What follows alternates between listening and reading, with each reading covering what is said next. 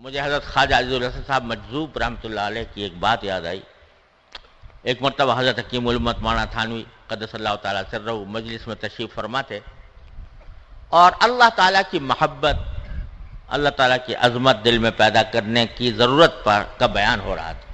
تو حضرت خواجہ عزیز الحسن صاحب جو حضرت کے بہت ہی منہ چڑھے خلیفہ تھے اور کسی کو حضرت کی مجلس میں اتنا بولنے کی تاب نہیں ہوتی تھی جتنا وہ بول لیتے تھے. تو انہوں نے حضرت سے عرض کیا کہ حضرت یہ اللہ تعالیٰ کی محبت حاصل کیسے حاصل ہے؟ تو فرمایا کہ محبت جن کو اللہ تعالیٰ کی محبت حاصل ہے ان کی جوتیوں میں جا پڑو، ان کی جوتیوں میں جا پڑو، اس سے تمہیں اللہ تعالیٰ کی محبت حاصل ہوگی. تو تقویٰ کا حاصل بھی کیا نکلا کہ تقویٰ حاصل کرنے کا طریقہ اللہ تبارک و تعالیٰ نے یہ بتایا کہ کونوا مع الصادقین، صادقین کی صحبت اختیار کر لو، اس کے نتیجے میں تمہیں تقویٰ حاصل ہوگا. یہ وہ نسخہ ہے جو ہم سب کے لیے ہے، عالم ہو، جاہل ہو، ان پڑھ ہو، تعلیم یافتہ ہو، کوئی آدمی ہو، اس کو دین کی طرف، دین کے اوپر لانے کا اور تقویٰ اس کے میں پیدا کرنے کا واحد طریقہ یہ ہے کہ متقی لوگوں کی صحبت اختیار کر لو.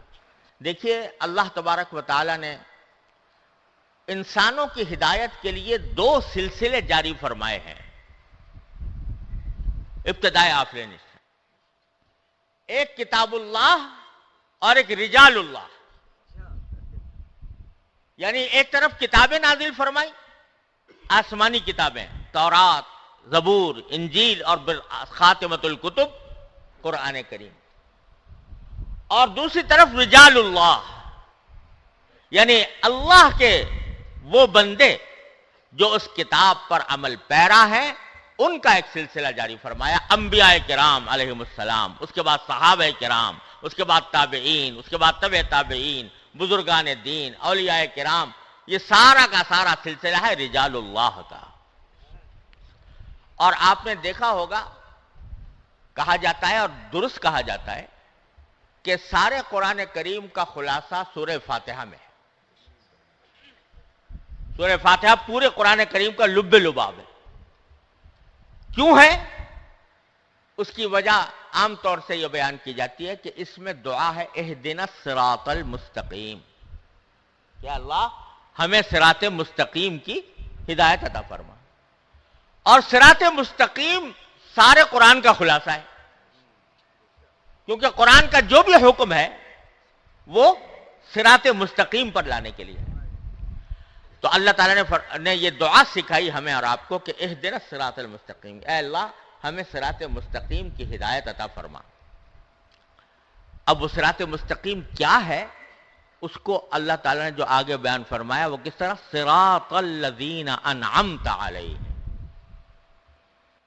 یعنی راستہ ان لوگوں کا جن پر اے اللہ آپ نے انعام فرمایا، جس کی تفصیل دوسری جگہ فرمائی اولئک الذین انعم اللہ علیہم من النبیین والصدیقین والشہداء والصالحین. تو جب صراط مستقیم کی تعریف کرنے پر آئے اللہ تبارک و تعالی تو یہ نہیں فرمایا صراط القرآن،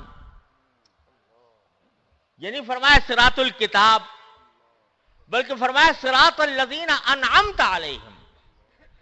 بتلا دیا کہ کتاب تو ہم تمہیں دے رہے ہیں، ہدایت والی کتاب آگے آ رہی ہے، لیکن اس کتاب پر عمل اس وقت تک نہیں ہوگا جب تک کہ الذین انعمت علیہم کے ساتھ اپنے آپ کو وابستہ نہیں کرو گے.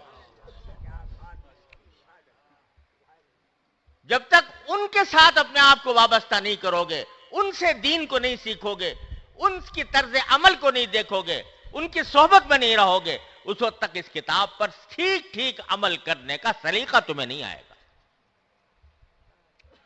اور مثبت طریقے سے بھی نام لیا تو رجال کا نام لیا، صراط الذین انعمت علیہم. منفی طریقے سے نام لیا تو بھی رجال کا لیا، غیر المغضوب علیہم ولا الضالین، یعنی ان کا راستہ نہیں جن پر اللہ آپ کا غضب ہوا، ان کا راستہ نہیں جو گمراہ ہوئے، بلکہ راستہ ان کا جن پر اے اللہ آپ نے انعام فرمایا. تو دونوں باتیں بتا دیں کہ ایک تو اس قرآن پر صحیح عمل اس وقت ہوگا جب تم قرآن پر عمل کرنے والوں کے ساتھی بن جاؤ گے اور ایسے لوگوں کی صحبت سے پرہیز کرو گے جن پر یا تو اللہ کا غضب ہے یا جو گمراہی کے راستے میں بھٹکے ہوئے ہیں. تو سارا سورہ فاتحہ میں سارے قرآن کا خلاصہ اللہ تبارک و تعالی نے جو بیان فرمایا. تو اہدنا الصراط المستقیم تو ایک آیت ہے اور تشریح اس کی 2 آیتوں میں ہے. صراط الذین انعمت علیہم غیر المغضوب علیہم ولا الضالین.